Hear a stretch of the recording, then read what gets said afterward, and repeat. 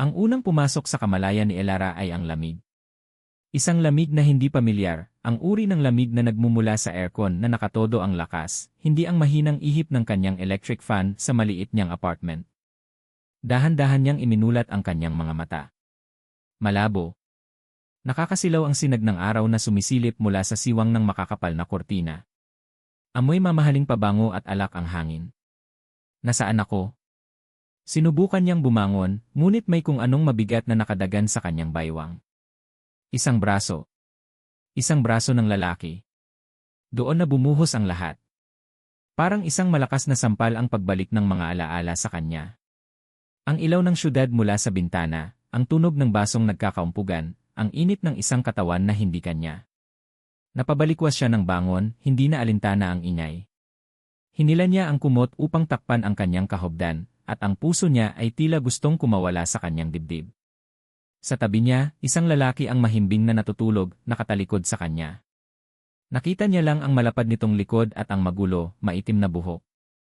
Hindi. Hindi ito totoo. Ito ang mga salitang paulit-ulit na sinasabi ng kanyang isip habang nanginginig ang buo niyang katawan. Hindi ito pwede. Siya si Elara Santos, ang tahimik na librarian. Ang babaeng ang pinakamalaking desisyon sa isang araw ay kung anong libro ang uunahin niyang basahin. Ang babaeng hindi pa kailanman.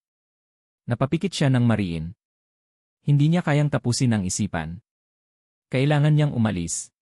Ngayon na. Sa sobrang pagmamadali at panginginig, pinulot niya ang kanyang mga damit na nakakalat sa sahig. Bawat isang piraso, ang kanyang bestidang bulaklakin, ang kanyang sapatos, ay parang isang ebidensya ng isang krimen na siya mismo ang gumawa. Pumasok siya sa banyo. Halos hindi niya makilala ang sarili sa salamin. Magulo ang kanyang buhok, bahagyang namumugto ang kanyang mga labi. May bakas ng kahihiyan at pagsisisi sa kanyang mga mata. Mabilis siyang nagbihis, nanginginig ang mga kamay habang isinasara ang buttons ng kanyang damit. Hindi niya tinignan ang lalaki. Ayaw niyang makita ang mukha nito. Ayaw niyang magkaroon ng pangalan o pagkakakilanlan ang pagkakamaling ito.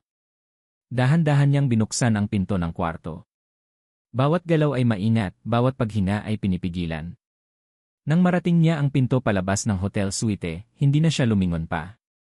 Isinara niya ito ng walang tunog at tumakbo palayo na parang hinahabol ng isang multo. Pagdating sa kanyang apartment, dumiretso siya sa banyo at binuksan ang shower. Hinayaan niyang bumuhos ang malamig na tubig sa kanyang katawan, umaasang kaya nitong anurin ang dumi, ang alaala, ang kahihiyan. Ngunit habang tumatagal, ang lamig ng tubig ay napalitan ng init ng kanyang mga luha. Nang tumunog ang kanyang cellphone, halos mapatalon siya sa gulat. Nakita niya ang pangalan ni Carla sa screen. Ang matalik niyang kaibigan. Ang may pakana ng lahat ng ito. Hello. Elara. Kumusta? Anong nangyari kagabi? Masiglang bati ni Carla mula sa kabilang linya. Napalunok si Elara, pinipilit na gawing normal ang kanyang boses. Okay lang. Umuwi rin ako agad. Medyo masama ang pakiramdam ko. Isang kasinungalingan. Ano ka ba? Sayang naman. Sinabi ko na sa'yo, minsan lang to, 30 ka na, bes. Kailangan mo nang maranasan, alam mo na. Alam na alam niya. At ngayon, pinagsisisihan niya ang bawat segundo na nakinig siya dito. Wala. Walang nangyari, pag-uulit niya, mas mariin sa pagkakataong ito. Sige na, Carla. Maghahanda pa ako para sa trabaho. Binaba niya ang tawag bago pa man makasagot si Carla. Isinandal niya ang kanyang ulo sa pader. Walang nangyari. Kung sasabihin niya lang ito ng paulit-ulit, baka sakaling maging totoo. Sa library, ang kanyang santuwaryo, wala siyang nahanap na kapayapaan. Ang pamilyar na amoy ng mga lumang papel at ang tahimik na kapaligiran ay hindi na nakakapagpakalma sa kanya. Habang nag-aayos siya ng mga libro sa isang estante, isang librong may pamagat na Love in Unexpected Places ang nahawakan niya. Napabitaw siya dito na parabang napaso. Nakita niya ang isang batang mag-asawa na nagbubulungan sa isang sulok, nagtatawanan. Napaiwas siya ng tingin. Ang lahat sa paligid niya ay tila isang paalala ng gabing gusto niyang kalimutan. Ang bawat kwento ng pag-ibig sa mga librong hawak niya ay parang isang panunukso. Pakiramdam niya ay isa siyang impostor sa sarili niyang mundo. Ang babaeng nagtatago sa likod ng mga libro, ngayon ay may isang sikretong hindi kayang isulat sa kahit anong pahina. Habang naglalakad siya sa pasilyo sa pagitan ng matataas na bookshelf, bigla siyang nakaramdam ng pagkahilo. Isang matinding pagduduwal ang umakyat sa kanyang lalamunan. Napahawak siya sa estante para suportahan ang sarili. Ang mga letra sa mga libro ay nagsimulang sumayaw sa kanyang paningin. Ang mundo niya ay umikot ng mabilis. Ang huli niyang naramdaman ay ang pagbagsak ng kanyang katawan sa sahig, kasabay ng malakas na kalabog ng ilang librong nahulog mula sa estante. Pagkatapos kadiliman. Nagising si Elara sa amoy ng alkohol. May malambot na unan sa ilalim ng kanyang ulo at isang basang bimpo sa kanyang noo. Dahan-dahan niyang iminulat ang mga mata. Nakita niya ang pamilyar na kisam ng maliit na clinic room ng library. Nakatayo sa tabi niya si Aling Nena, ang pinakamatandang staff, na may hawak na pamaypay at mukhang nag-aalala. "Hiya, buti naman at gising ka na," sabi nito sa mahinang boses. "Ano bang nangyari sa'yo? Bigla ka na lang daw bumagsak. Stressed ka ba masyado sa trabaho?" Umiling si Elara, pilit nang umingiti. "Pagod lang po siguro, Aling Nena. Pwede na po ba akong umuwi?" "Sige, pero mag-ingat ka. Baka kailangan mo nang magpatingin sa doktor," payo nito. Tumango lang siya bilang sagot. Habang naglalakad palabas ng library, pakiramdam niya ay lahat ng mata ay nakatingin sa kanya. Ang pagkahimatay niya ay isa na namang pangyayari na humihila sa kanya palabas ng kanyang tahimik na mundo. Ngunit may isa pang pakiramdam na hindi niya mayalis. Isang hinala. Isang takot na unti-unting lumalaki sa kanyang dibdib, na mas malakas pa sa hiya na nararamdaman niya. Ang pagkahilo, ang pagduduwal. Hindi niya tinapos ang isipan. Dumiretso siya sa pinakamalapit na pharmacy, ang puso niya ay kumakarera sa bawat hakbang. "Isang pregnancy test, please," bulong niya sa pharmacist, halos hindi marinig ang sariling boses. Sa loob ng kanyang banyo, nanginginig ang mga kamay ni Elara habang binubuksan ang maliit na kahon. Ang bawat galaw ay tila tumatagal ng 1 oras. Sinunod niya ang instructions na parang isang robot, ang isip niya ay blanko. Pagkatapos, naghintay siya. Ang 3 minuto na iyon ang pinakamahabang 3 minuto ng kanyang buhay. Nakatitig lang siya sa maliit na plastic stick na nakapatong sa lababo. Ito ang magdidikta ng kanyang kinabukasan. Nang matapos ang oras, dahan-dahan siyang yumuko. 2 guhit. Malinaw na malinaw. Hindi mapagkakamalan. Para siyang binuhusan ng isang baldeng yelo. Nabitawan niya ang pregnancy test. Ang maliit na tunog ng pagbagsak nito sa tiles ay umalingaw sa katahimikan ng banyo na parang isang putok ng baril. Dahan-dahan siyang napaupo sa sahig, ang likod ay nakasandal sa malamig na pader. Ang mga tuhod niya ay wala ng lakas para suportahan siya. "Buntis ako." Isang estranghero sa isang gabing pagkakamali, at ngayon buntis ako. Napatingin siya sa kanyang refleksyon sa salamin ng kabinet sa tapat niya. Sino ang babaeng iyon? Ang babaeng may mga matang nanlalaki sa takot, ang mukha ay namumutla, ang mga labi nanginginig. Hindi niya ito kilala. Ang Elara na kilala niya ay laging nasa kontrol. Ang buhay niya ay nakaayos na parang mga libro sa Dewey Decimal System. Walang gulo. Walang sorpresa. Ngayon, ang buong sistema ng kanyang buhay ay gumuho sa isang iglap. Una, ang pagtanggi. Mali siguro ang test. Baka expired na. Kailangan kong bumili ng isa pa. Sunod, ang galit. Galit sa sarili niya. Bakit siya pumayag sa plano ni Carla? Bakit siya naging mahina? Bakit siya nagpadala sa isang gabing kalungkutan? At pagkatapos, ang takot. Isang malaking alon ng takot na lumamon sa kanya. Paano niya ito haharapin? Mag-isa. Anong sasabihin niya sa kanyang pamilya sa probinsya? Paano niya bubuhayin ang isang bata? Siya, na halos hindi kayang buhayin ang sarili niyang mga pangarap. Isang madilim na ideya ang pumasok sa kanyang isip. Ang pinakamadaling paraan para tapusin ang problemang ito. Ang paraan para ibalik ang lahat sa dati. Ngunit kasabay ng isiping iyon, isang imahe ang nabuo sa kanyang isipan. Isang maliit na nilalang. Isang buhay na walang kasalanan. Napahawak siya sa kanyang tiyan na patagpa. Walang nakakakita. Walang nakakaalam. Pero nandito na. Sa loob niya. Isang malalim na hininga ang pinakawalan niya, at kasabay nito, isang desisyon ang nabuo mula sa kaibuturan ng kanyang kaluluwa. Isang desisyong mas malakas kaysa sa takot at hiya. Kinuha niya ang kanyang cellphone at tinawagan si Carla. Bes, bungad niya, ang boses ay kalmado na, ngunit walang emosyon. Elara! Okay ka na ba? Nag-alala ako sa'yo. Carla, buntis ako. Katahimikan. Isang mahabang katahimikan mula sa kabilang linya. Narinig na lang niya ang mahinang paghinga ni Carla. Ano-ano nang sabi mo? Tanong ni Carla, halos pabulong. Buntis ako, pag-uulit ni Elara, mas matatag ngayon. At kasalanan ko to, desisyon ko to. Hindi. Elara, kasalanan ko to, umiiyak na sabi ni Carla. Kung hindi kita pinilit huwag mong sisihin ang sarili mo, putol ni Elara. Kailangan ko lang ng kasama. Pwede mo ba akong samahan sa klinik bukas? Kinabukasan, sa loob ng isang maliit at malinis na klinik, kinumpirma ng doktora ang lahat. Congratulations, Ma Santos. You are indeed pregnant, sabi ng may edad na doktora, mumingiti. Ngunit ang ngiti nito ay bahagyang nawala nang makita ang blangkong ekspresyon ni Elara. May problema ba, Hija? Umiling si Elara. Gusto ko lang pong malaman kung malusog po ba. Let's see. Ipinahiga siya ng doktora at inihanda ang aparato para sa ultrasound. Nang ipahid nito ang malamig na gel sa kanyang tiyan, napapikit si Elara. Ito na. Ang katotohanan. Iginilid ng doktora ang probe sa kanyang tiyan. Maya-maya, isang tunog ang pumuno sa kwarto. Isang mabilis, malakas na tibok ng puso. Thump-thump. Thump-thump. Thump-thump. Napaluha si Elara. Ito ang pinakamagandang tunog na narinig niya sa buong buhay niya.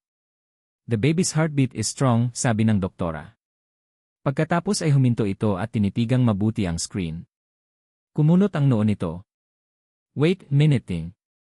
Kinabahan si Elara. Bakit po, Doc? May problema po ba? Ngumiti ng malapad ang doktora at itinuro ang monitor. Wala namang problema. In fact, you are doubly blessed. Itinuro nito ang dalawang munting ilaw na kumukurap-kurap sa screen. Ano pong ibig sabihin yan? It means you're having twins, Ma Santos. Kambal. Kung kanina ay pakiramdam niya'y gumuho ang mundo niya, ngayon ay parang huminto ito sa pag-ikot. Hindi lang isa, kundi dalawa. Dalawang pusong tumitibok sa loob niya.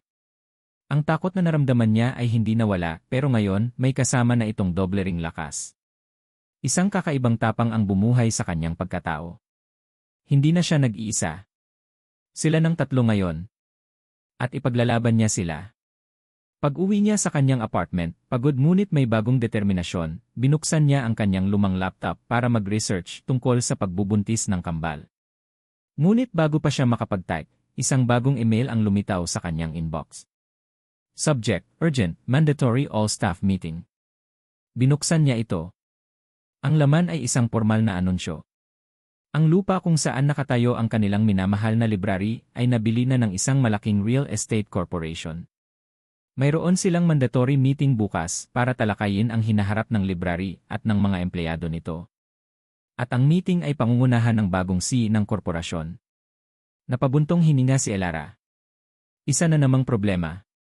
Isa na namang bagay na kailangan niyang harapin. Isinara niya ang laptop, desididong hindi muna iisipin ito hanggang bukas. Kinabukasan, ang conference room ng library ay puno ng tensyon. Ang hangin ay mabigat sa mga bulungan at mga alalang tanong. Lahat ay nakaupo, naghihintay, mga mukhang puno ng pangamba sa hindi tiyak na hinaharap. Matatanggal kaya tayong lahat, bulong ni Rina, ang kasamahan ni Elara sa kabilang mesa. Sana naman hindi. Paano na ang mga pamilya natin, sagot ng isa pa. Nakatungo lang si Elara, nakapatong ang kamay sa kanyang tiyan na tinatabunan ng maluwag niyang blouse. Ang kaba niya ay hindi lang para sa kanyang trabaho. Ito ay para sa dalawang buhay na dinadala niya. Kung mawawalan siya ng trabaho ngayon, paano na sila? Para sa kanila, kailangan kong maging matatag, sabi niya sa sarili. Ngunit ang katatagang iyon ay parang isang kastilyong buhangin na anumang oras ay pwedeng gumuho. Eksaktong 9:00, bumukas ang pinto ng conference room. Tumahimik ang lahat. Isang lalaki ang pumasok, kasunod ang dalawang iba pa na nakasuit din siya ang nasa gitna. Matangkad, nakasuot ng isang mamahaling dark gray suit na perpektong bumagay sa kanyang katawan. Ang kanyang buhok ay maayos na nakasuklay, at ang kanyang presensya ay agad na pumuno sa buong silid. May dala siyang aura ng kapangyarihan at otoridad. Hindi muna siya tiningnan ni Elara. Nakayuko pa rin siya, pinipilit na pakalmahin ang nagwawalang puso. "Good morning," sabi ng lalaki. Ang boses niya ay malalim at kalmado, ngunit may bigat na nagpatindig sa balahibo ng lahat. "My name is Mateo Vergara, the new CEO of Vergara Holdings, the company that has recently acquired this property." Sa pagkarinig ng pangalang iyon, unti-unting itinaas ni Elara ang kanyang ulo. At doon, huminto ang pag-ikot ng kanyang mundo. Ang hangin ay tila ninakaw mula sa kanyang mga baga. Ang lalaking nakatayo sa harapan, ang CEO, ang may-ari ng buong lugar na ito ay ang lalaki mula sa hotel. Ang estrangherong ama ng kanyang mga anak. Nanginginig ang kanyang mga labi. Hindi siya makahinga. Ang mukha na pilit niyang iwinawaksi sa kanyang isipan sa loob ng mga nagdaang linggo ay nasa harapan niya ngayon, malinaw na malinaw. Ang mga matang iyon, ang panga, ang paraan ng kanyang pagtayo. Siya. Hindi maaari. Paano? Nagsimulang magsalita si Mateo tungkol sa mga plano para sa lugar, isang modernong commercial complex na magiging bagong landmark ng syudad. Ngunit para kay Elara, ang kanyang mga salita ay isa na lang malayong ugong. Ang tanging naririnig niya ay ang malakas na kabob ng sarili niyang dibdib, na parang isang tambol na nagbabadya ng isang sakuna. Agad siyang yumuko, tinakpan ng kanyang buhok ang kanyang mukha na parang isang kurtina. Nagdasal siya. Nagdasal siya na sana'y hindi siya mapansin. Nasanay isa lang siyang anonimong mukha sa gitna ng maraming tao. Nasanay lunukin na lang siya ng lupa sa mga sandaling iyon. Naramdaman niya ang pagdaan ng tingin nito sa bawat isa sa kanila. Isang malamig na kuryente ang gumapang sa kanyang likod. "Huwag dito. Huwag sa akin." Ang bawat segundo ay parang isang walang katapusang paghihirap. Gusto na niyang tumakbo, magtago, at hindi na magpakita kailanman. Ngunit ang kanyang mga paa ay parang nakapako sa sahig. Mula sa harapan, pinasadahan ni Mateo Vergara ang tingin sa mga empleyado ng library. Karamihan ay may mga mukha ng pag-aalala. Normal lang iyon. Isa itong standard procedure na paulit-ulit na niyang ginawa. Pinagpatuloy niya ang kanyang spiel tungkol sa progress at development, mga salitang naging bukang-bibig na niya. Ngunit habang nagsasalita siya, ang kanyang mga mata ay napadako sa isang babae sa pangatlong hilera. Nakayuko ito, natatakpan ng buhok ang mukha. Hindi niya makita ng maayos. Pero may kung ano sa postura nito, sa paraan ng pagkakaupo nito, na tila pamilyar. Isang kislap ng isang alaalang hindi niya mahawakan. Isang pakiramdam na hindi niya maintindihan. Bahagya siyang natigilan, ngunit mabilis ding nagpatuloy sa kanyang sinasabi. Itinuring niya itong isang maliit na distraksyon lamang. Nang matapos ang kanyang talumpati at ang maikling ni tumayo na siya para umalis. Naglakad siya papalapit sa kanyang assistant at sa manager ng library na nandoon din. Ang lahat ng empleyado ay dadaan sa evaluation, sabi niya sa mahinang boses, sapat lang para marinig ng mga kasama niya.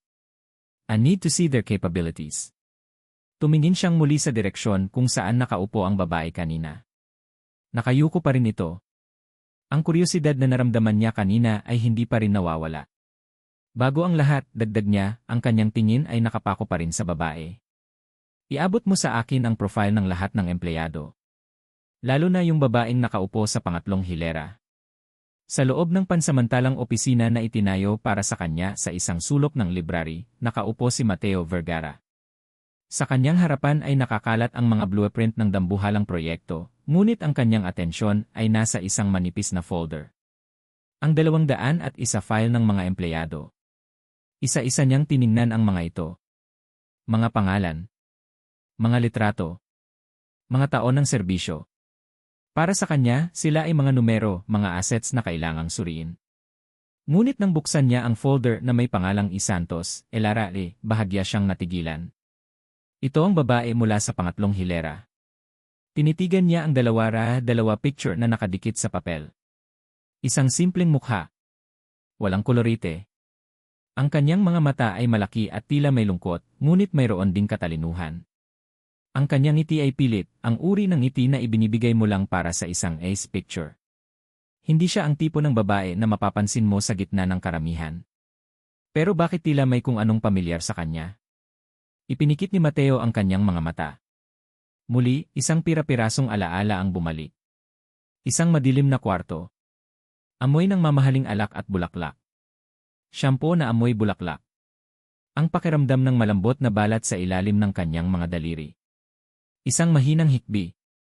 Napailing siya at iminulat ang mga mata, pilit na iwinawaksi ang mga imahe. Impossible. Ang gabing iyon ay isang pagkakamali, isang resulta ng sobrang kalungkutan at alak.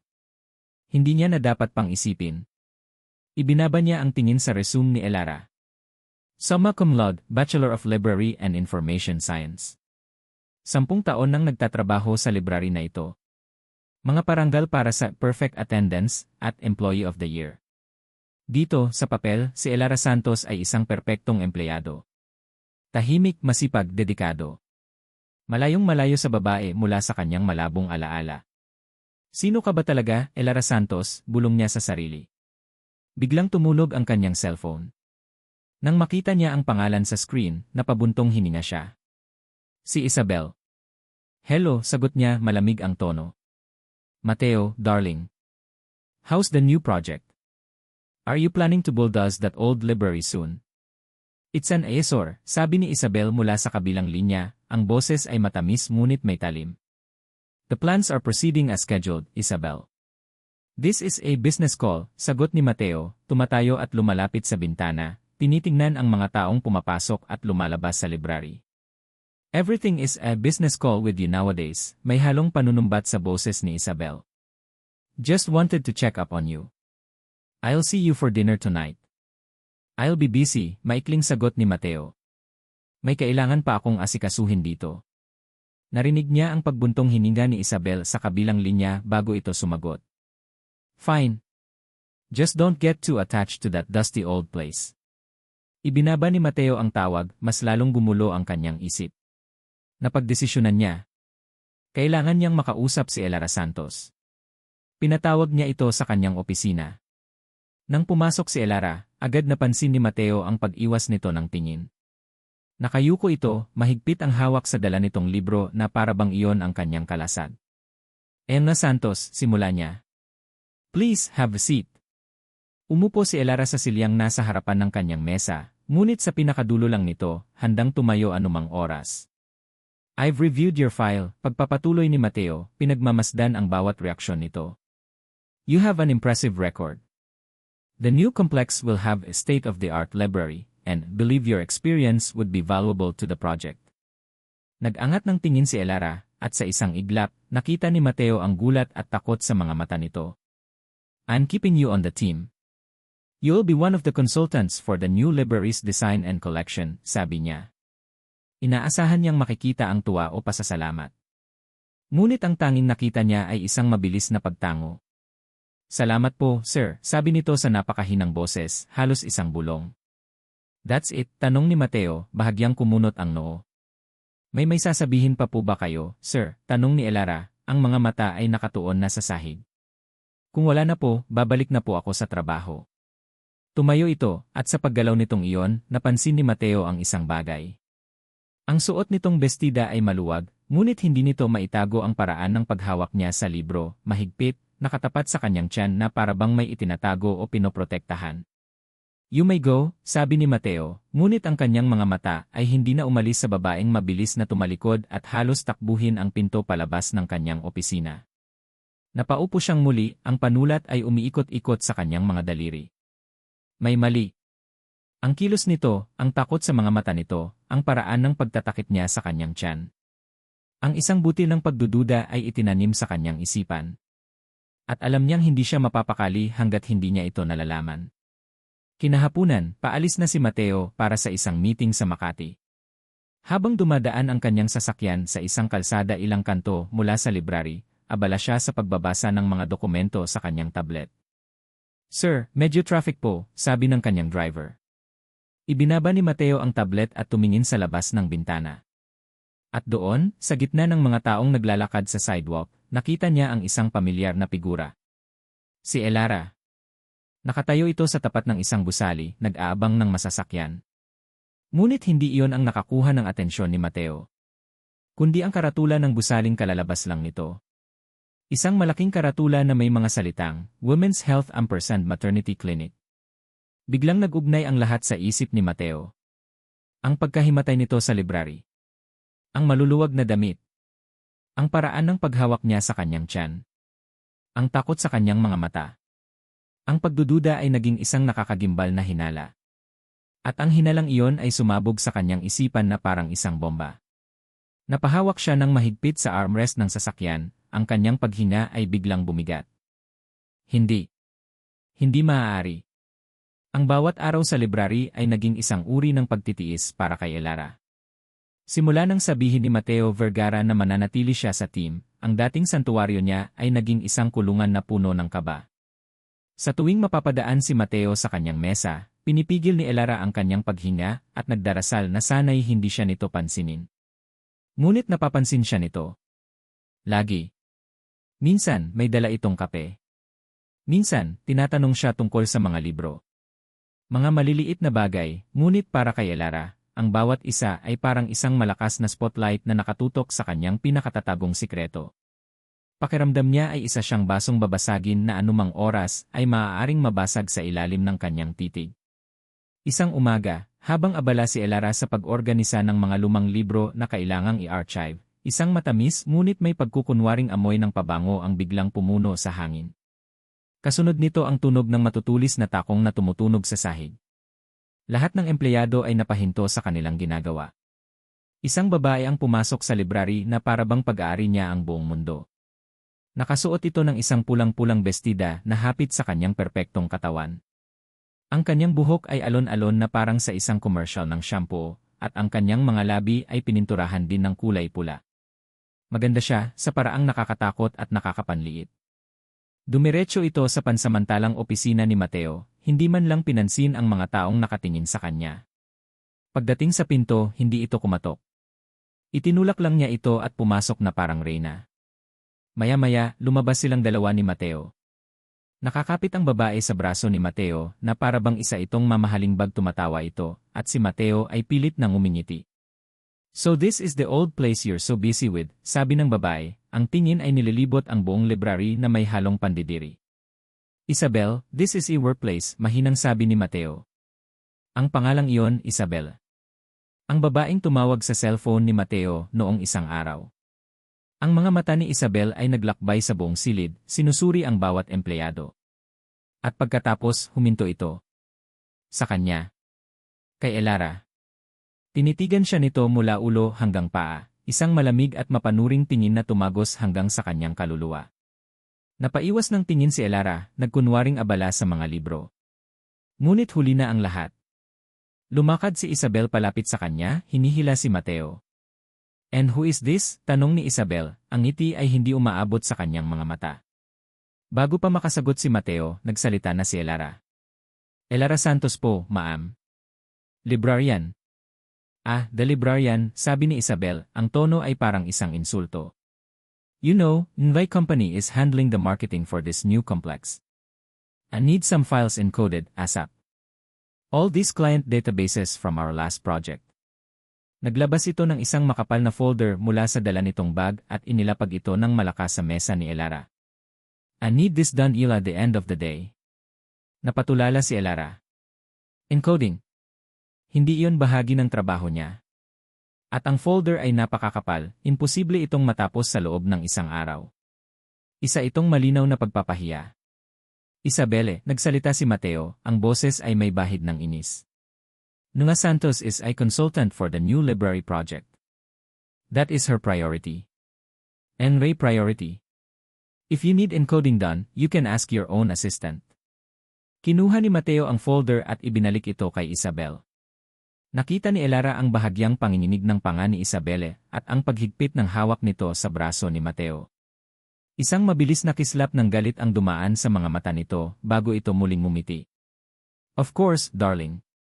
In my mistake, sabi nito, ang boses ay sobrang tamis. Ngunit bago ito tumalikod, binigyan nito si Elara ng isang tingin. Isang tingin na nangangako ng ganti. Naiwan si Elara na nanginginig, mas lalo pang natatakot kaysa kanina. Ang pagtatanggol ni Mateo sa kanya ay hindi nakatulong. Sa halip, ginawa lang nitong mas malaking target ang kanyang likod. Nang gabing iyon, pinilit ni Elara na mag-overtime para matakasan ang mga mapanuring tingin ng kanyang mga katrabaho. Habang papalubog ang araw, ang library ay unti-unting nabalot ng katahimikan. Siya na lang ang natira. Kinuha niya ang kanyang cellphone para tawagan si Carla. "Bes, nakakatakot na dito," bulong niya. "Yung babae ni Mateo, si Isabel, parang gusto akong kainin ng buhay. Sinabi ko na kasi sa'yo. Sabihin mo na ang totoo," giit ni Carla. "Para matapos na yan." "At ano? Para isipin nilang lahat na ginamit ko ang mga anak ko para makuha siya. Para tawagin akong gold digger," napapaiyak na sabi ni Elara. "Hindi, Carla. Kaya ko to, kakayanin namin to ng mga anak ko." Pagkatapos ng tawag, napahawak siya sa kanyang tiyan. Ang pagod at stress ay unti-unting umuubos sa kanya. Biglang tumunog ulit ang kanyang cellphone. Isang hindi rehistradong numero. Sinagot niya ito. "Hello, good evening. Is this Enda Elara Santos?" tanong ng isang boses ng babae. "Yes, speaking. Ma'am, this is from the maternity clinic. We're just calling to confirm your appointment for your ultrasound tomorrow at Isa Zero Del, is that correct?" Napalunok si Elara, otomatikong hinihinaan ang kanyang boses kahit na alam niyang mag-isa lang siya. "Ah, correct. Pupunta ako. Salamat." Ibinaba niya ang tawag at napabuntong hininga. Isa na namang bagay na kailangan niyang paghandaan. Inayos na niya ang kanyang mga gamit, handa nang umuwi. Nang tumayo siya at lumingon, halos lumabas ang puso niya sa kanyang bibig. Nakatayo sa dilim, ilang hakbang lang mula sa kanyang likuran, si Mateo Vergara. Hindi niya alam kung gaano na ito katagal doon. Ang mukha nito ay hindi mabasa, nakatago sa anino. Ngunit ang mga mata nito ay nakatitig sa kanya, at sa isang iglap, alam ni Elara. Narinig niya ang lahat. Ang katahimikan sa loob ng library ay biglang naging mabigat, halos nakakabingi. Para kay Mateo, ang bawat salita mula sa pag-uusap sa telepono ni Elara ay tumama sa kanya na parang isang malakas na suntok. Ultrasound. Appointment. Clinic. Ang mga piraso ng palaisipan ay kusang nabuo sa kanyang isipan, at ang larawang nabuo ay nakakagimbal. Dahan-dahan siyang lumabas mula sa anino. Nakita niya ang pagtalon ni Elara sa gulat, ang panlalaki ng kanyang mga mata, ang pamumutla ng kanyang mukha nang makita siya nito. Ang takot sa mukha nito ay isang kumpirmasyon. Lumakad siya palapit, bawat hakbang ay mabagal at may bigat. Ang tunog ng kanyang sapatos sa sahig ay ang tanging maririnig sa buong silid. Huminto siya sa mismong harapan nito, sapat na ang lapit para makita ang panginginig ng mga kamay nito. "Buntis ka, hindi ba?" Hindi iyon isang tanong. Iyon ay isang pahayag. Isang akusasyon na hinihintay na lang niya ng pag-amin. Nakita ni Mateo kung paano napalunok si Elara, kung paano namuo ang luha sa gilid ng mga mata nito. Tumungo ito, hindi kayang salubungin ang kanyang tingin. Pagkatapos ng ilang sandali ng nakakabinging katahimikan, isang halos hindi marinig na pagtango ang naging sagot nito. "Opo, sir," bulong nito. At pagkatapos, sinabi nito ang mga salitang nagpasiklab sa isang apoy sa loob ni Mateo. "Pero wala po kayong kinalaman dito. Problema ko po ito. Wala akong kinalaman." Isang tawa, isang tuyo at mapait na tawa ang kumawala sa kanyang mga labi. Ang lahat ng pagtitimpi niya sa mga nagdaang araw ay biglang gumuho. "Problema mo," ulit niya, ang boses ay tumaas na at puno ng galit na hindi niya na napigilan. "Problema mo lang. Matapos mong magpakita sa meeting na parang isang multo, matapos mong iwasan ang mga tingin ko, matapos kitang makita sa labas ng maternity clinic sasabihin mong wala akong kinalaman dito." Umatras si Elara, takot na takot. "Hindi ko po maintindihan ang sinasabi niyo, sir." "Huwag mo akong gawing tanga, Elara," sigaw niya, at sa pagkakataong iyon, tinawag niya ito sa kanyang unang pangalan. Ang gabing iyon sa hotel. Naaalala ko. Hindi man lahat, pero naaalala ko. Ang mga pira-pirasong alaala ay bumalik na parang isang rumaragasang baha. Ang amoy ng kanyang shampoo na parang bulaklak. Ang mga ilaw ng syudad mula sa bintana ng suite. Ang hikbi na narinig niya bago siya tuluyang mawalan ng malay sa kalasingan. Ang paggising niya kinaumagahan na mag-isa, na may pakiramdam ng matinding pagsisisi at kalituhan. Naaalala ko ang isang babae. Isang babaeng umiiyak, sabi niya, ang boses ay nanginginig na sa tindi ng emosyon. Ikaw yon, hindi ba? Napahagulhol si Elara, hindi na kayang itago ang katotohanan. Aksidente lang po ang lahat. Hindi ko sinasadyan. Kaya paano ako hindi magkakaroon ng kinalaman? Patuloy niya, ang kanyang boses ay umaalingaw sa walang laman na library, kung yung sanggol na yan ay maaaring anak ko. Ang huling mga salita ay binitawan niya na parang isang bomba. Sa sandaling iyon, ang tanging sagot ni Elara ay ang kanyang katahimikan. Isang katahimikan na mas malakas pa kaysa sa kahit anong pag-amin. Isang katahimikan na sumira sa lahat ng kanyang pagdududa. Ang galit ni Mateo ay biglang napalitan ng isang nakakabinying pagkabigla. Parang sinampal siya ng katotohanan. Anak ko.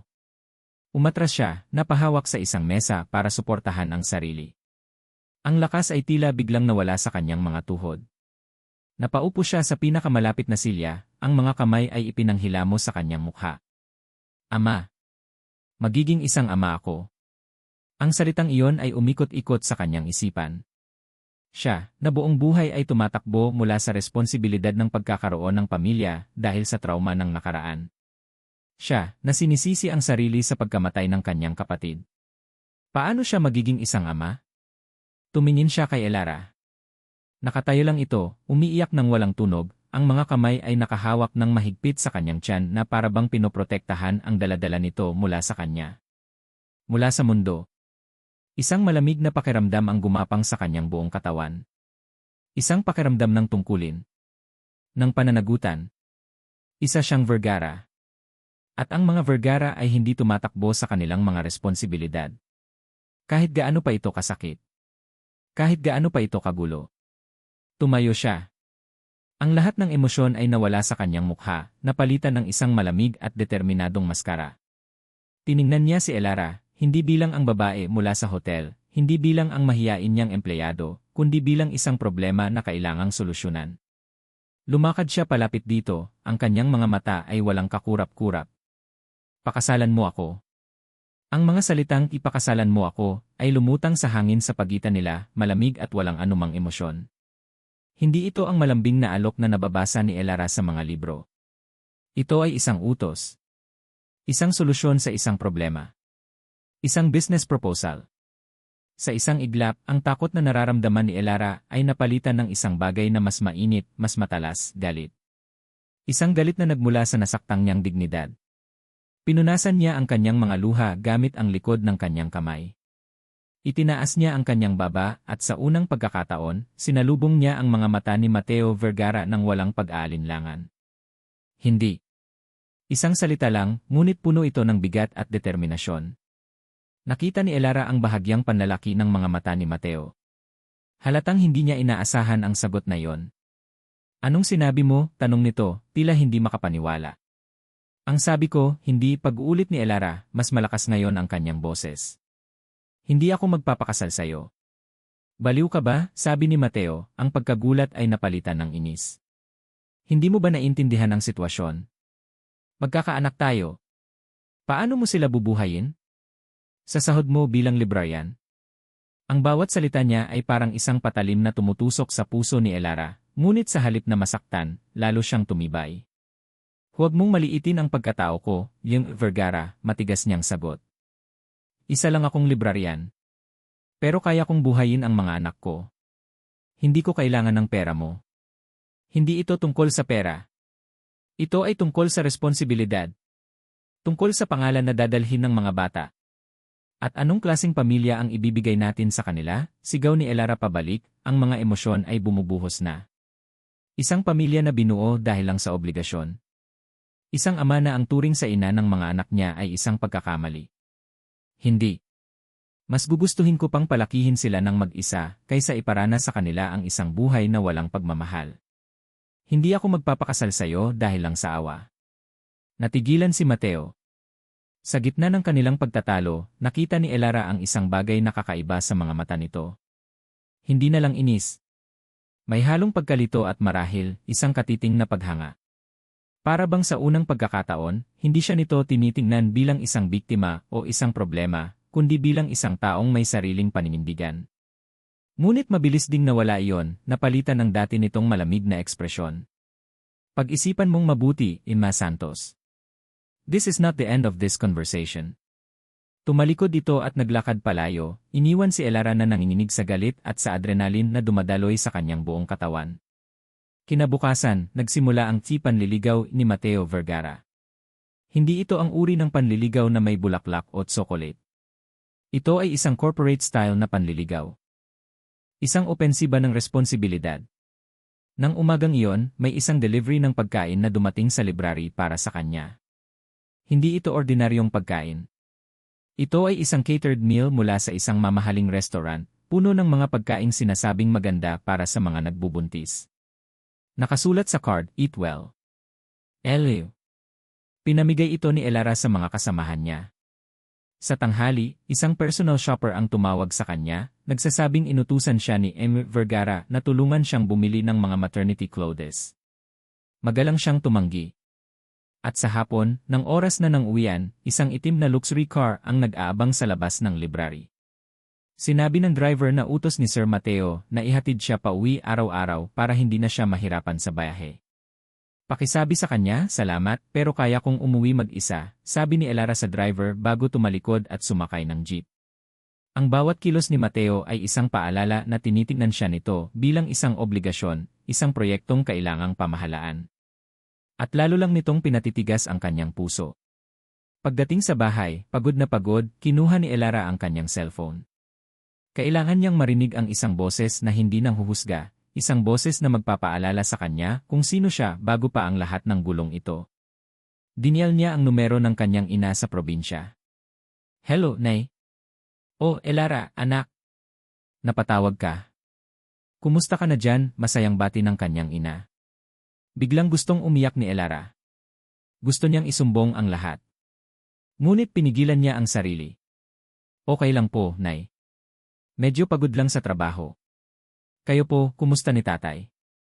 Nagkwentuhan sila tungkol sa mga tanim ng kanyang tatay, sa mga chismis ng kanilang kapitbahay, sa mga simpleng bagay. Hindi binanggit ni Elara ang tungkol sa kanyang pagbubuntis o kay Mateo. Ang kailangan lang niya ay ang init ng boses ng kanyang ina, ang pakiramdam na mayroon siyang pamilyang babalikan, kahit hindi pa nila alam ang kanyang pinagdadaanan. Pagkatapos ng tawag, pakiramdam niya ay bahagyang gumaan ang kanyang dibdib. Pinatunayan lang nito ang kanyang desisyon. Ang pamilya ay hindi tungkol sa pera o pangalan. Ito ay tungkol sa pagmamahal. At iyon ang ibibigay niya sa kanyang mga anak. Kinabukasan, pumasok si Elara sa trabaho na may bagong lakas. Ngunit ang lakas na yon ay agad na susubukin.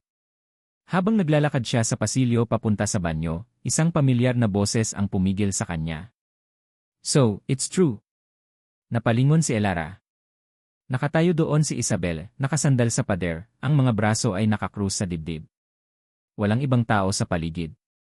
"Hindi ko alam ang sinasabi mo," mabilis na sagot ni Elara, sinusubukang lagpasan ito.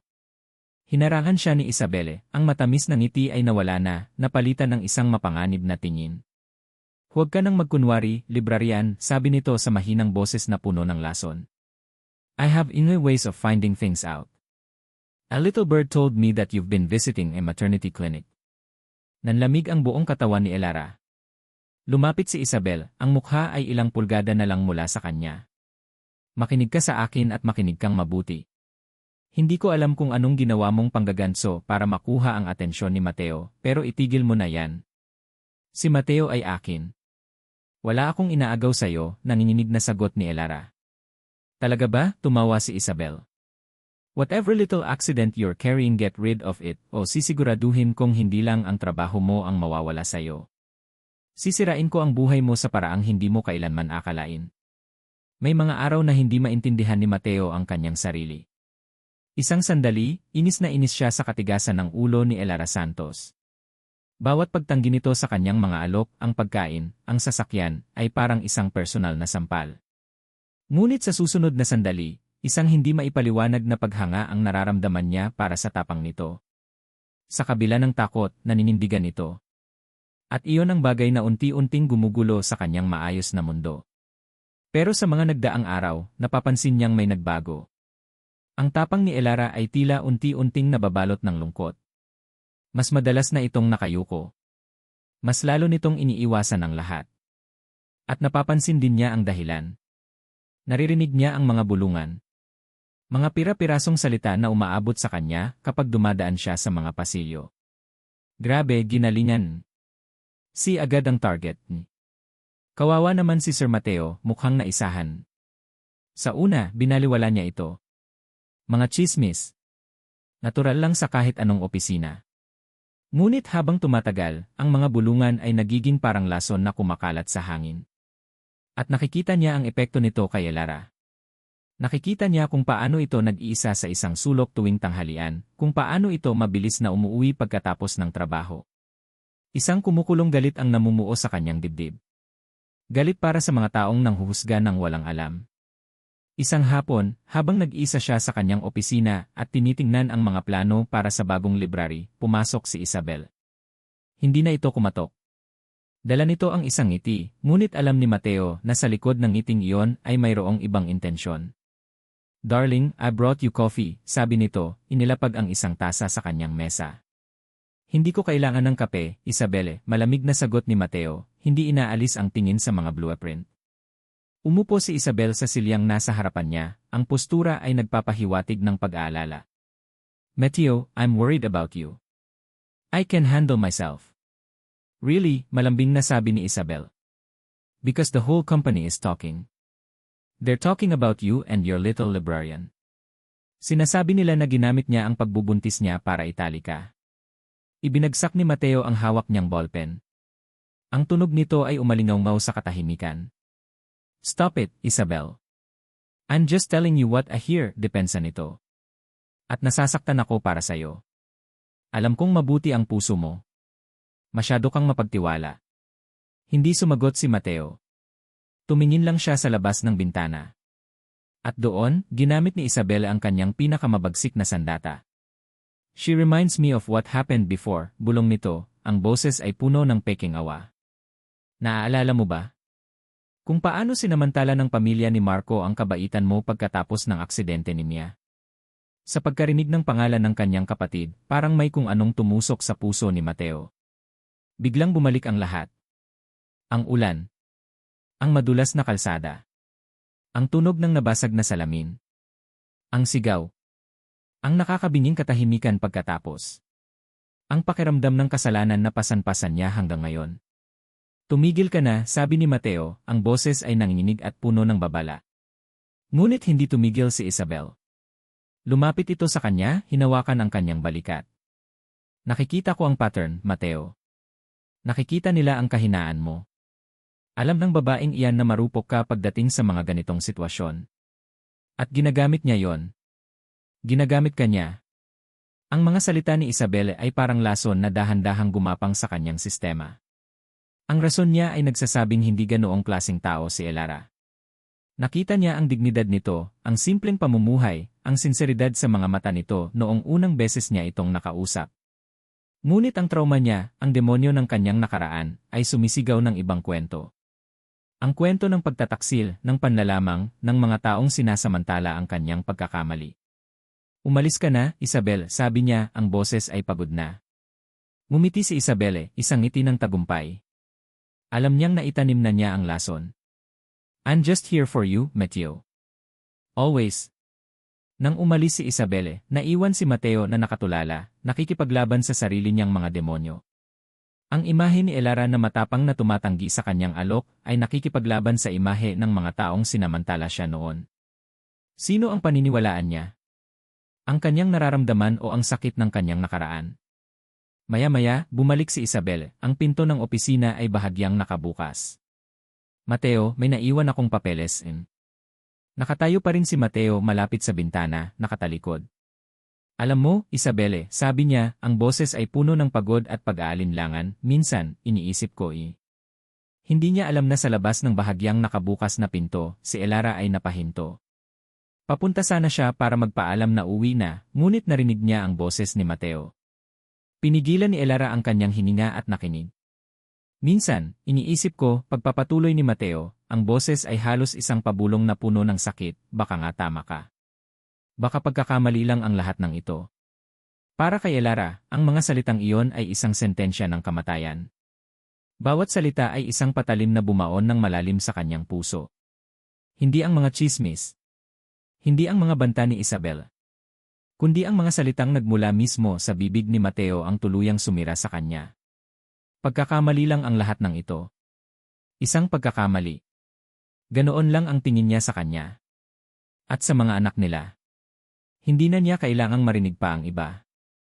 Dahan-dahan siyang umatras, ang mga luha ay malayang bumabagsak sa kanyang mga pisngi. Tumalikod siya at tumakbo, palayo sa opisina, palayo sa lalaking sumira sa kanyang puso, palayo sa pagkakamaling akala niya ay kaya pa niyang itama. Ang pagtakbo ni Elara palayo sa opisina ni Mateo ay walang patid hanggang sa makarating siya sa kanyang maliit na apartment. Isinara niya ang pinto, isinandal ang likod dito, at doon, sa wakas ay pinakawalan niya ang isang malakas na hagulhol na kanina pa niya pinipigilan. Dumausdos siya pababa hanggang sa mapaupo sa sahig. Ang kanyang katawan ay nanginginig, hindi dahil sa pagod, kundi dahil sa sakit. Isang sakit na mas malala pa sa kahit anong pisikal na sugat. Baka pagkakamali lang ang lahat ng ito. Ang mga salita ni Mateo ay paulit-ulit na tumatakbo sa kanyang isipan, isang sirang plaka na walang tigil sa pag-ikot, bawat pag-ulit ay mas lalong sumusugat. Pinilit niyang paniwalain ang sarili niya na kaya niyang harapin ang lahat. Ang mga tsismis. Ang pagbabanta ni Isabel. Ang pagiging isang ina ng mag-isa. Ngunit ang marinig mula mismo sa bibig ni Mateo na isa lang siyang pagkakamali, iyon ang bagay na hindi niya kayang labanan. Iyon ang huling suntok na tuluyang nagpabagsak sa kanya. Umiyak siya. Umiyak siya para sa sarili niya, para sa dignidad na pilit niyang pinanghahawakan. Umiyak siya para sa mga pangarap na binuo niya sa loob ng ilang linggo, isang munting pag-asa na baka, sa kabila ng lahat, ay may puwang para sa isang tunay na pamilya. At higit sa lahat, umiyak siya para sa dalawang buhay sa loob niya. Napahawak siya sa kanyang tiyan. Paano niya palalakihin ang kanyang mga anak sa isang mundong ang sarili nilang ama ay ang tingin sa kanila ay isang pagkakamali? Anong sasabihin niya sa kanila paglaki nila? Na sila ay bunga ng isang gabing pinagsisisihan? Hindi. Hindi niya iyon kayang gawin. Kahit gaano kasakit, kailangan niyang protektahan hindi lang ang sarili niya, kundi pati na rin sila. Kailangan niyang ilayo sila sa laso ng mundong ito, ang mundong pag-aari ni Mateo Vergara at ni Isabel. Kailangan niyang bigyan sila ng isang buhay kung saan hindi sila huhusgahan bago pa man sila isilang. Isang buhay kung saan sila ay mamahalin ng walang pasubali, ng walang bahid ng pagiging isang pagkakamali. Sa gitna ng kanyang mga luha, isang malamig na determinasyon ang pumalit sa sakit. Tapos na. Tapos na ang laban. Oras na para umalis. Pinunasan niya ang kanyang mga luha at tumayo. Ang kanyang mga kilos ay mabilis at may layunin. Kinuha niya ang kanyang lumang laptop at binuksan ito. Blanko ang kanyang isip habang nagtatype. Dear Vergara, please accept this letter as formal notification that I am resigning from LA position as librarian, effective immediately. Thank you for the opportunity. Sincerely, Elara Santos. Maikli. Formal. Malamig. Walang bakas ng emosyon. Ipinprint niya ito, ang tanging maririnig ay ang ugong ng printer sa tahimik na kwarto. Pagkatapos, kinuha niya ang kanyang cellphone at tinawagan si Carla. Bes, sabi niya, ang boses ay kalmado na sa paraang nakakatakot. Elara? Okay ka lang ba? Umiiyak ka ba? Nag-aalalang tanong ni Carla. Kailangan ko ng tulong mo, sabi ni Elara, hindi pinapansin ang tanong. Kailangan kong umalis. Ngayon na. Pwede mo ba akong tulungang maghanap ng lugar na matutuluyan? Kahit saan, basta malayo dito. Isang lugar na tahimik. Isang lugar kung saan pwede kaming magsimula ulit. Narinig niya ang pagkabigla sa boses ni Carla. Pero, Elara, paano si Mateo? Wala nang Mateo, sagot ni Elara, ang bawat salita ay may bigat ng isang pinal na desisyon. Pagkakamali lang kami para sa kanya. Kaya itatama ko na. Pagkatapos ng tawag, nagsimula siyang mag-empeke. Hindi niya dinala lahat. Ang mga damit lang niya. Ang ilang libro. Ang picture ng kanyang mga magulang. At ang pinakauna niyang kopya ng ultrasound, ang larawan ng dalawang munting tuldok na nagbigay sa kanya ng lakas.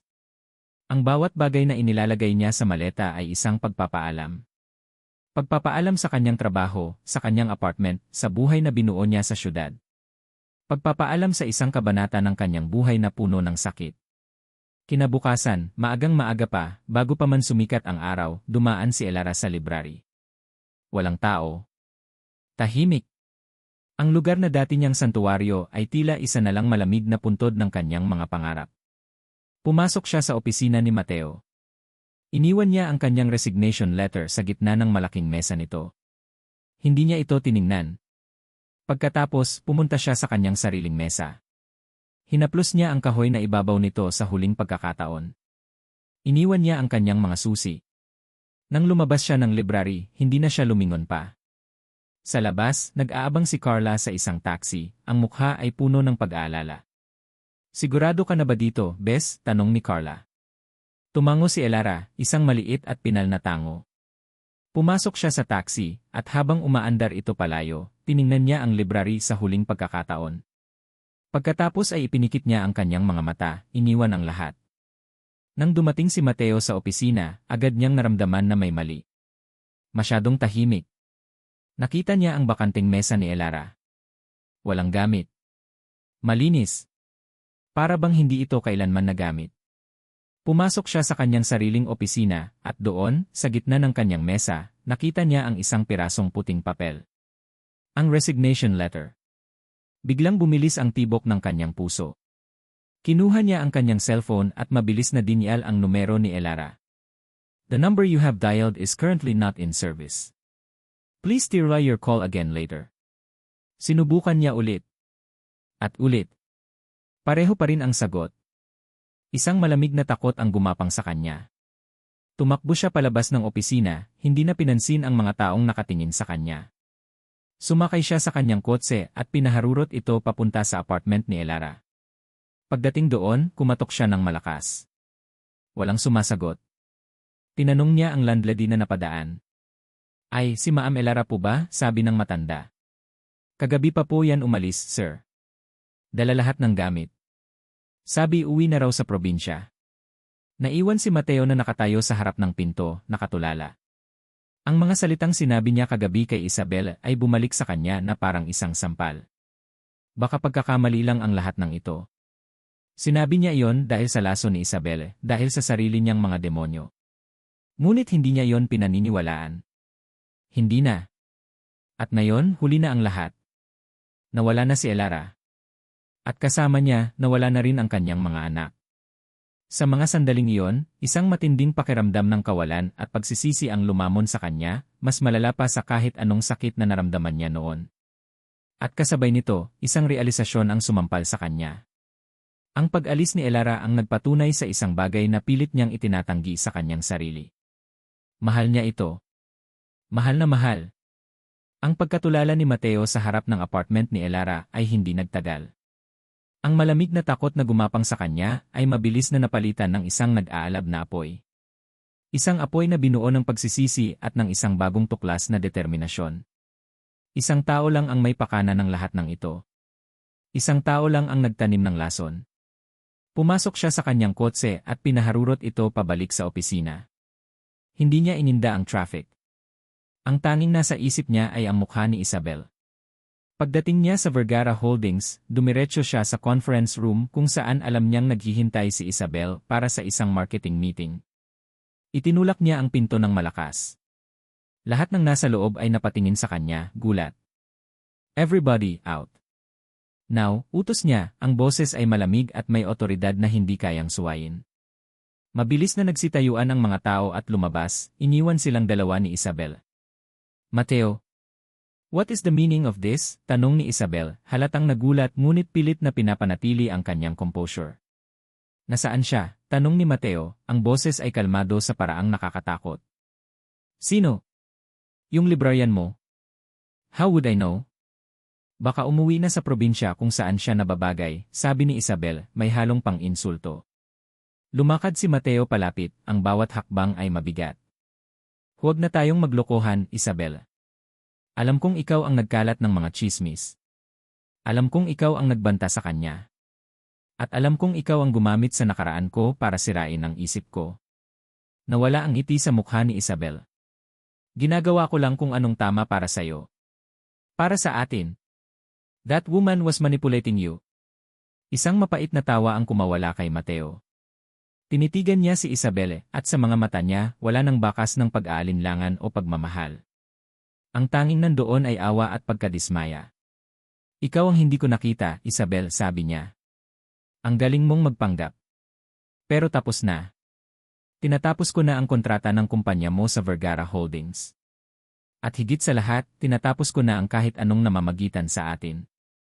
You can't do this to me, sigaw ni Isabel, ang kanyang maskara ay tuluyan ng gumuho. Pagkatapos ng lahat ng ginawa ko para sa'yo. Wala kang ginawa para sa akin, matigas na sagot ni Mateo, binibigkas ang mga salitang matagal nang dapat niyang sinabi. Hindi mo ako minahal. Minahal mo lang ang kapangyarihan na dala ko. Tumalikod siya at naglakad palabas, iniwan si Isabel na nakatulala at talunan. Ngunit wala siyang naramdamang tagumpay. Ang tanging nararamdaman niya ay ang pangangailangang mahanap si Elara. Sa loob ng kanyang kotse, kinuha ni Mateo ang kanyang cellphone. Isang tao lang ang makakatulong sa kanya. Ang kaibigan ni Elara. Si Carla. Ilang beses nagring bago ito sumagot. Hello, galit na sagot ni Carla. Carla, this is Mateo Vergara. I need your help. Nasaan si Elara? At bakit ko naman sasabihin sa'yo, mataray na sagot nito. Para saktan mo na naman siya. Para ipamukha mo ulit sa kanya na isa lang siyang pagkakamali. Huwag na, Yim Vergara. Hayaan mo na lang siyang maging masaya. Napapikit si Mateo. Bawat salita ni Carla ay parang isang suntok sa kanyang sikmura. Deserve niya ito. Please, sabi ni Mateo, at sa unang pagkakataon sa loob ng maraming taon, narinig niya ang sarili niyang magmakaawa. Nagkamali ako. Isang malaking pagkakamali. Nakinig ako sa maling tao. Nabulag ako ng nakaraan ko pero ngayon, malinaw na ang lahat. Natahimik si Carla sa kabilang linya. Mahal ko siya, Carla, pagpapatuloy ni Mateo, ang boses ay basag at puno ng pagsisisi. Mahal ko si Elara. At mahal ko ang mga anak namin. Hindi ko alam noon pero alam ko na ngayon. At gagawin ko ang lahat para itama to, please bigyan mo ako ng isang pagkakataon. Ilang sandali ng katahimikan ang dumaan. Narinig ni Mateo ang pagbuntong hininga ni Carla. Nasa isang maliit na bayan siya sa Batangas, mahinang sabi nito. Nag-rent siya ng isang maliit na bahay malapit sa dagat. Gusto niyang magsimula ulit doon, malayo sa lahat. Ibinigay ni Carla ang address. Salamat, Carla. Utang ko sa'yo to, sabi ni Mateo. Hindi sa akin. Kay Elara at sa mga pamangkin ko, sagot ni Carla bago ibaba ang tawag. Hindi na nagsayang ng oras si Mateo.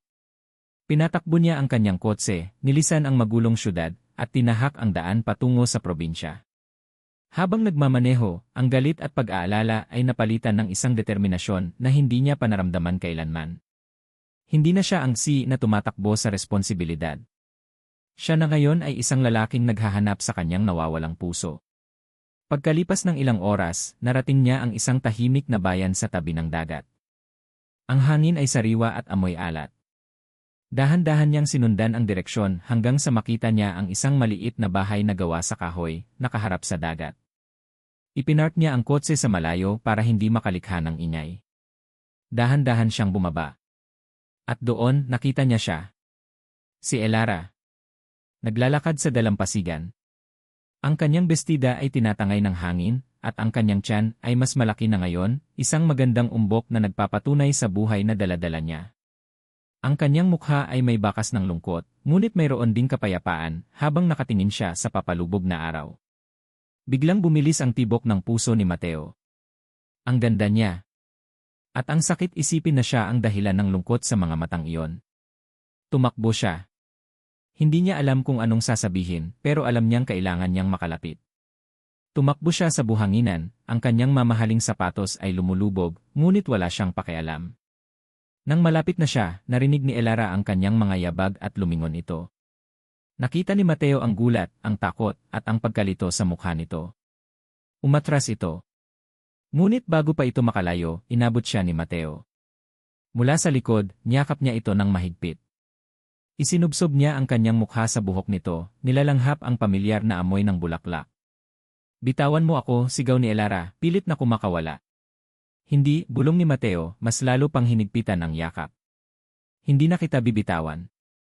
Hindi na ulit. Iniharap niya ito sa kanya, hinawakan ang magkabilang pisngi nito. Nakita niya ang mga luha na bumabagsak mula sa mga mata nito.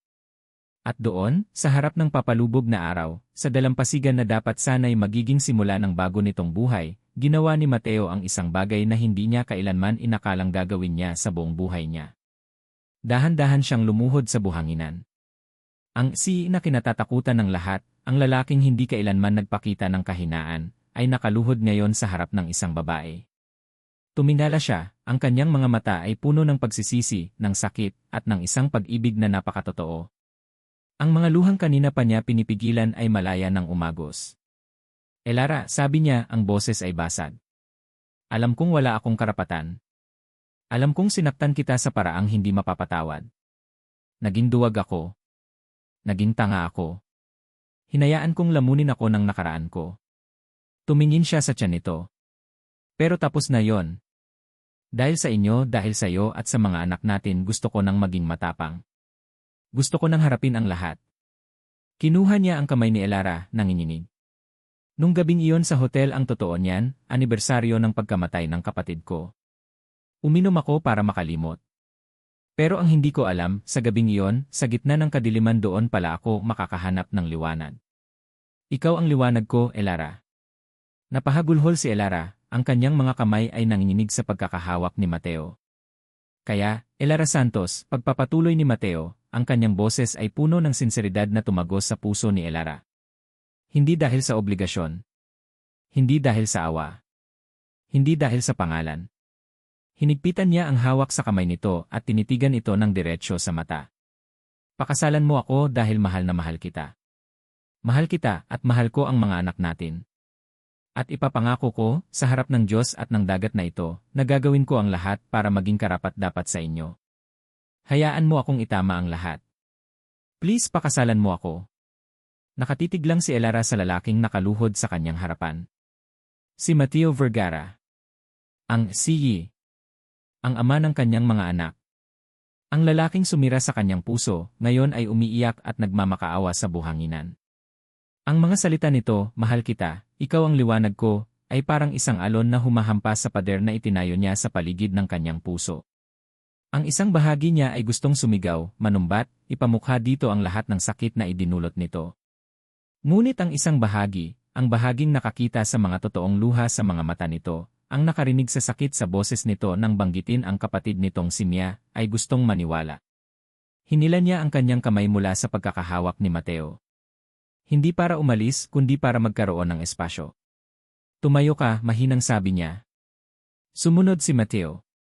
Tumayo ito, ang mukha ay puno ng pag-aantay at takot sa kanyang magiging desisyon. Ang buhangin ay dumikit sa mamahalin nitong pantalon, ngunit wala itong pakialam. Umupo tayo, sabi ni Elara, tinuturo ang isang malaking driftwood na inanod sa dalampasigan. Naupo sila, may isang dangkal na pagitan. Ang papalubog na araw ay nagpinta sa langit ng kulay kahel at lila. Ang tunog lang ng mga alon ang bumabasag sa kanilang katahimikan. Ikwento mo sa akin, sabi ni Elara, hindi nakatingin dito. Ikwento mo sa akin ang tungkol sa kanya. Ang tungkol kay Mia. Napabuntong hininga si Mateo. Ito ang unang pagkakataon na may humiling sa kanya na gawin yon. She was my younger sister, simula niya, ang boses ay mahina. Bubbly, full of life. Kabaligtaran ko. Ako ang seryoso, siya ang laging nakangiti. Tumingin siya sa malayo, sa dagat, na para bang doon niya nakikita ang mga alaala. Gabi noon. Galing kami sa isang party. Umuulan ng malakas. Nagtalo kami sa kotse isang maliit na bagay lang, hindi ko na matandaan kung ano. Pero dahil sa galit ko, binilisan ko ang pagpapatakbo. Masyadong mabilis. Huminto siya, napalunok. Naramdaman ni Elara ang panginginig ng mga kamay nito. Nawalan ako ng kontrol sa manibela. Sumalpok kami. Ang huli kong narinig ay ang sigaw niya at ang pangalan ko. Pagkagising ko, nasa ospital na ako. Wala na siya. Napapikit si Elara. Nararamdaman niya ang sakit, ang bigat ng kasalanan na pasan-pasan nito sa loob ng maraming taon. Sinisi ko ang sarili ko, pagpapatuloy ni Mateo. Sinisi ako ng lahat. Mula noon, tumakbo ako. Tinakbuhan ko ang lahat ng emosyon. Nagtago ako sa trabaho, sa alak, sa mga panandaliang relasyon. Dahil sa isip ko, hindi ako karapat-dapat maging masaya. Hindi ako karapat-dapat sa pagmamahal. Tumingin ito sa kanya, ang mga mata ay puno ng isang kalungkutan na ngayon lang niya nakita ng buo. At dumating ka. Sa gabing iyon, ang gabing pinakaduwag ako, doon ka dumating. At noong una, akala ko isa ka lang uling pagkakamali. Isang komplikasyon. Pero habang tumatagal, habang nakikita ko ang tapang mo, ang dignidad mo na pagtanto kong hindi ka pagkakamali, Elara. Ikaw ang naging pag-asa ko. Napahawak si Elara sa kanyang tiyan. Ang lahat ng galit at sakit na naramdaman niya ay unti-unting natutunaw, napapalitan ng isang malalim na pag-unawa. Pareho silang nasaktan. Pareho silang may pasan-pasan. Huminga siya ng malalim. Pinapatawad na kita, Mateo. Napatingin si Mateo sa kanya, ang mga mata ay nanlalaki sa gulat. Pinapatawad na kita sa sakit na idinulot mo sa akin, pag-uulit ni Elara, mas matatag ngayon. Dahil nakikita kong pinatawad mo na rin ang sarili mo. Tumulo ang mga luha sa mga mata ni Mateo, ngunit sa pagkakataong ito, hindi ito luha ng sakit, kundi ng pasasalamat. Ngumiti si Elara, isang maliit at mahiyain na ngiti. Tungkol sa tanong mo Hinintay ni Mateo ang kanyang sasabihin, hindi humihinga. Papakasalan kita. Ang biyahe pabalik sa Manila ay ibang-iba sa kanilang mga naunang pagkikita. Tahimik, ngunit isang komportableng katahimikan. Magkahawak ang kanilang mga kamay sa ibabaw ng center console ng kotse. Paminsan-minsan, hinahaplos ni Mateo ang likod ng kanyang palad gamit ang hinlalaki nito. Isang maliit na kilos na nagsasabi ng lahat. Pagdating sa syudad, hindi sila sa apartment ni Elara o sa kondo ni Mateo dumiretso. Nag-check-in sila sa isang hotel. Isang bagong simula, sabi ni Mateo. Nang gabing iyon, nag-usap sila. Hindi bilang si at librarian, kundi bilang Elara at Mateo. Ikinuwento ni Elara ang kanyang mga takot, ang kanyang mga pangarap para sa mga anak nila. Nakinig si Mateo sa bawat salita, na para bang ang mga iyon ang pinakamahalagang bagay sa mundo. Kinabukasan, ang una nilang ginawa ay tumawag kay Carla. Nang makita ni Carla ang mukha nilang dalawa sa video call, halos mabitawan nito ang cellphone. Oh my God! It's a miracle! Sinabi ko na sa'yo, Bes. May pag-asa. Pagkatapos ay ang nanay ni Elara. Naini. Simula ni Elara, kinakabahan. Ipinakilala niya si Mateo. Ikinuwento niya ang lahat. Ang pagbubuntis, ang hindi pagkakaunawaan, at ngayon, ang kanilang pagbabati. Sa buong pag-uusap, ang ina ni Elara ay tahimik lang na nakikinig. Nang matapos si Elara, umiti ito ng malumanay. Ang mahalaga, anak, ay ang pagmamahal at pagpapatawad, sabi nito. At ikaw, Mateo, sabi nito, tinitingnan si Mateo sa screen, alagaan mong mabuti ang anak ko at ang mga apo ko. Opo, Nay. Ipinapangako ko po, sagot ni Mateo, ang boses ay puno ng respeto at sinseridad. Isang linggo ang nakalipas. Oras na para sa ultrasound ni Elara. Ngunit sa pagkakataong ito, hindi na siya mag-isa. Kasama niya si Mateo sa loob ng malamig na clinic room, mahigpit na hawak ang kanyang kamay. Nang ilagay ng doktora ang probe sa kanyang tiyan, napangiti si Elara. At muli, narinig nila ang pinakamagandang tunog sa mundo. Hindi lang isa, kundi dalawang malakas at mabilis na tibok ng puso. Thump-thump. Thump-thump.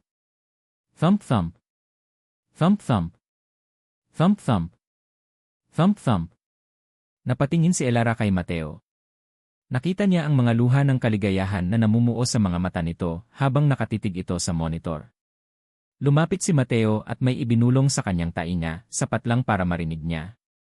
Ang unang salita na ituturo ko sa kanila, bulong nito, ang hininga ay mainit sa kanyang balat, ay Elara. Dahil doon nagsisimula ang kwento ng pamilya natin. Hindi sa isang pagkakamali kundi sa'yo. At sa mga salitang iyon, si Elara naman ang napaiyak. Isang iyak ng purong kaligayahan. Ang simula ng kanilang paghilom ay ganap na. Ang kasal nila ay simple lang, malayo sa karangyaan na inaasahan ng lahat mula sa isang Mateo Vergara. Ginanap ito sa dalampasigan sa Batangas, sa mismong lugar kung saan lumuhod si Mateo at muling binuo ang kanilang nasirang mundo. Kaunti lang ang bisita. Ang mga magulang ni Elara, si Carla na walang tigil sa pag-iyak sa tuwa, at ilang malalapit na kaibigan. Nakatayo si Elara sa harap ng dagat, suot ang isang simpleng puting bestida na maluwag na bumabalot sa kanyang 6 na buwang tiyan. Sa tabi niya, si Mateo, nakasuot ng puting linen, ang mukha ay sumasalamin sa purong kaligayahan. Nang isinuot nito ang singsing sa kanyang daliri, hindi ito tumingin sa singsing. Nakatingin ito sa kanyang mga mata. Sa bawat paggising ko sa umaga, sabi nito sa kanyang panata, ikaw ang una kong pasasalamatan. At doon, habang hinahalikan niya si Elara sa ilalim ng kalangitan, alam ng lahat na ito ay hindi isang kasal ng obligasyon. Ito ay isang pagdiriwang ng isang pag-ibig na sinubok ng panahon, ng pagkakamali, at ng sakit, ngunit sa huli ay nanaig. 5 taon ang nakalipas. Mommy! Mommy! Look! A finished Dinway book, sigaw ng isang maliit na batang babae na may mahabang buhok at malalaking mata na katulad ng kay Elara. Tumatakbo ito palapit sa kanya, hawak ang isang makulay na picture book. Very good, in my little Mia, sabi ni Elara, hinaplos ang buhok ng anak. Pinangalanan nila itong Mia bilang pag-alala at pagbibigay-pugay. Ngunit ang Mia na ito ay hindi isang masakit na alaala. Siya ay isang simbolo ng pag-asa. Ako rin, Mommy. I built a tower. A very tall tower, sabi naman ng isang batang lalaki na may seryosong mukha, ngunit may mga matang kumikinang na parang kay Mateo. Ipinakita nito ang isang tower na gawa sa building blocks. Wow, that's a wonderful tower, Liam, ngiti ni Elara. Nakaupo sila sa sahig ng isang malawak at maliwanag na silid. Ang mga pader ay puno ng mga libro, mula sa mga pambatang kwento hanggang sa mga makakapal na nobela. Ito ang bagong library ng Vergara Holdings. Ngunit hindi na ito ang lumang library. Ito ay isang modernong santuwaryo ng kaalaman na idinisenyo mismo ni Elara. At sa gitna nito, may isang malaking children's corner na puno ng mga bianbag, maliliit na mesa, at libo-libong libro. Ito ang paboritong lugar ng kanilang pamilya tuwing Sabado ng hapon. Mula sa di kalayuan, pinapanood sila ni Mateo. Ang dating malamig at malungkot na siyu ay wala na. Ang lalaking nakatayo ngayon ay isang asawa at isang ama, ang kanyang mukha ay malambot at puno ng pagmamahal habang tinitingnan ang kanyang pamilya. Lumapit siya kay Elara at umupo sa tabi nito sa sahig, hindi alintana ang kanyang suot na business suit. Parang kailan lang, takot na takot akong pumasok sa lugar na ito, bulong ni Elara, isinasandal ang kanyang ulo sa balikat ni Mateo. At ako naman, parang kailan lang, gusto ko itong gibain, sagot ni Mateo, ngumingiti. Pero tingnan mo ngayon. Dito nabuo ang pinakamagandang proyekto ng buhay ko. Napatingin sila sa kanilang mga anak. Si Mia ay masayang nagkukwento tungkol sa prinsesa sa libro, at si Liam naman ay seryosong sinusubukan kung gaano kataas ang kayang abutin ng kanyang tower. Niyakap ni Mateo si Elara mula sa likuran, ang paraan ng pagyakap na parehong-pareho noong una niya itong ginawa sa dalampasigan. Isang yakap na nagsasabing nandito ako at hindi na kita iiwan. Naaalala mo pa ba noong una kitang makita sa library na to? Tanong ni Mateo. Tumango si Elara. Naman. Yung araw na halos mamatay ako sa kaba. Alam mo, noong araw na yon, pag-amin ni Mateo, kahit nakayuko ka, may kung anong nagsabi sa akin na importante ka. Hindi ko lang alam kung bakit. Para kang isang bituin na nagtatago sa liwanag ng araw. Ngumiti si Elara. Ang pangalan niya. Elara, ang bituin. Tinitigan nila ang kanilang mga anak na ngayon ay masayang naglalaro ng magkasama. Ang dalawang buhay na nagsimula sa isang gabi ng kalituhan at sakit ay ngayon ang sentro ng kanilang mundo, ang patunay na ang pinakamagagandang bagay sa buhay ay madalas na dumarating sa mga paraang hindi inaasahan. Hinigpitan ni Mateo ang yakap kay Elara at may ibinulong sa taingan nito, ang mga salitang naging pundasyon na ng kanilang buhay. Salamat sa gabing nagpabago ng lahat. Napapikit si Elara, dinadama ang init ng yakap ni Mateo, ang halakhak ng kanilang mga anak, at ang kapayapaan sa kanyang puso. Sumagot siya, isang bulong na puno ng pagmamahal at pasasalamat. Salamat sa iyo dahil ginawa mong isang walang hanggan ang isang gabing iyon. At sa gitna ng mga libro, sa gitna ng kanilang kwento, nahanap nila ang kanilang happily ever after. Isang katapusan na hindi perpekto ang simula, ngunit perpektong binuo ng pagpapatawad, pag-unawa, at isang pag-ibig na mas matatag kaysa sa anumang gusali o tor na kayang itayo.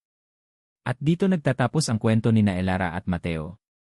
Maraming salamat sa inyong walang sawang pagsubaybay at pakikinig. Bawat kabanata na isinulat ko ay may kasamang pag-asa na sana'y maramdaman nyo ang bawat tibok ng puso, ang bawat patak ng luha, at ang bawat kislap ng pag-ibig na bumuo sa kanilang paglalakbay. Ang pagsulat sa kwento ni Elara at Mateo ay isang paalala sa akin na ang buhay ay hindi perpekto. Minsan, nagsisimula tayo sa pagkakamali, sa isang gabing puno ng kalituhan. Ngunit hindi ang simula ang nagdidikta ng ating katapusan. Ang mahalaga ay kung paano tayo bumabangon, kung paano tayo natututong magpatawad, hindi lang sa iba, kundi pati na rin sa ating mga sarili. Naway napulutan niyo ng inspirasyon ang kanilang istorya. Isang paalala na ang tunay na pag-ibig ay hindi lang basta isang aksidente o tadhana. Ito ay isang desisyon. Isang desisyon na manatili, na umunawa, at na lumaban kahit gaano pa kahirap. Isang paalala na sa likod ng bawat sakit at pagsubok, laging may puwang para sa paghilom at pag-asa. Hanggang sa muli nating pagkikita sa susunod na kwento. Ngayon, nais kong marinig ang inyong mga saloobin. Ano ang pinakapaborito ninyong bahagi? Anong aral ang pinaka-nag-iwan ng marka sa inyong puso? E-comment lang po ninyo sa ibaba. Muli, mula sa kaibuturan ng aking puso, maraming salamat.